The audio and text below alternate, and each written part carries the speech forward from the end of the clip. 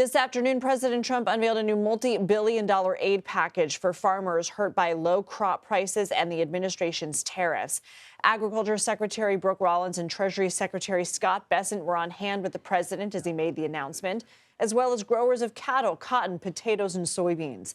President Trump described the package as bridge payments to smooth the transition away from the Biden-era economic policies and told Americans how it would work. This relief will provide much-needed certainty to farmers as they get this year's harvest to market and look ahead to next year's crops.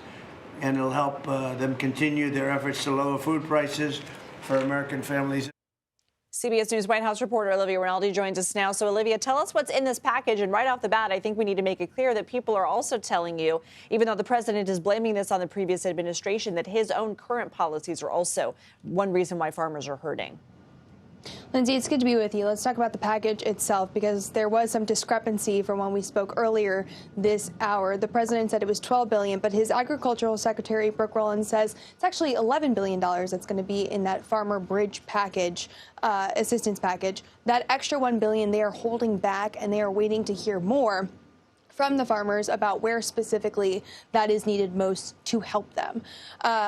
The president also said they are planning to use tariff money in order to send that to the farmers to help them in this time of need. He said we're going to be giving it, providing it to farmers in economic assistance. But it is the tariffs themselves that had caused part of this issue, at least for the soybean farmers, because during the trade dispute with China, they refused to buy any soybeans, meaning that this harvest this last year was basically a wash. And those soybean farmers really struggled with that. So what this assistance today is supposed to do is give farmers the opportunity to buy seed, fertilizer, other items they may need for next season's harvest, since they had such losses this year. So that is the goal of this money. It's not to help from what happened previously. Those losses are already baked in, but it's to help try to give them a leg up, some type of opportunity for the next season.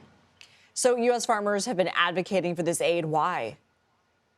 Well, the farmers I talked to is exactly what I just laid out right there, was that they have already lost so much, and they're a hardworking bunch, and they don't want to be on government assistance, but they do need it at this point in time. This is the crucial moment when they need it so that they can accurately prep for next season. Brooke Rollins, in that cabinet table meeting there, just said that they're expected to get these funds by February 28th, 2026. So in a couple months, they'll be able to actually have this money. But at least between then, they can go to their lenders, they can go to their farm banks and say, I'm expecting to get this much from the federal government. I need this amount in soil, feed, fertilizer, you name it, of what they need. And hopefully by then, they'll be in a good position so that they can harvest and produce enough for the Chinese, who have agreed to buy more soybeans, to actually be able to buy them. So this is just what's expected to be the first step in assistance. But of the ag groups I talked to, there's still a lot more that they need. Olivia, thank you so much.